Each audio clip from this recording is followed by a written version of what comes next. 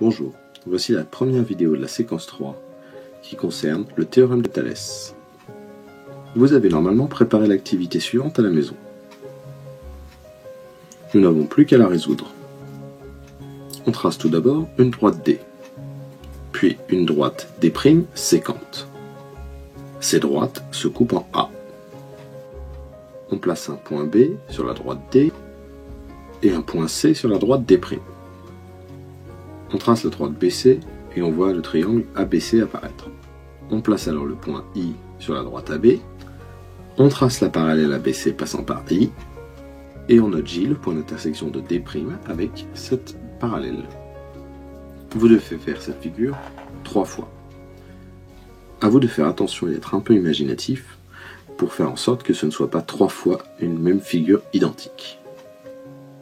On peut par exemple placer le point I plus loin que B sur la droite D. On obtient donc la figure suivante.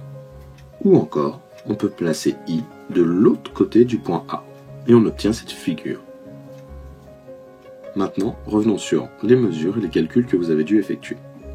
On vous demandait de calculer les rapports de longueur suivants, AI sur AB et AJ sur AC.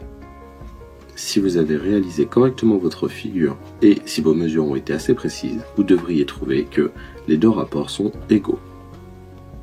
Oui, mais qu'en est-il des côtés restants des triangles formés? Eh bien, on pourrait aussi calculer IJ sur BC.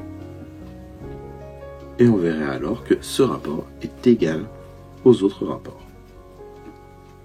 Cette égalité de rapport entre les longueurs, cette égalité de fraction en fait, signifie que les longueurs sont proportionnelles. Cette proportionnalité des longueurs dans un cas bien précis correspond donc au théorème de Thalès. Ce dernier dit que si on considère deux droites D et D' séquentes en A, avec B et M, deux points distincts de la droite D et distincts de A, C et N, deux points de D' qui sont distincts aussi de A. Alors, si on a les droites BC et MN qui sont parallèles, on aura le tableau de proportionnalité suivant. Ceci est un tableau de proportionnalité.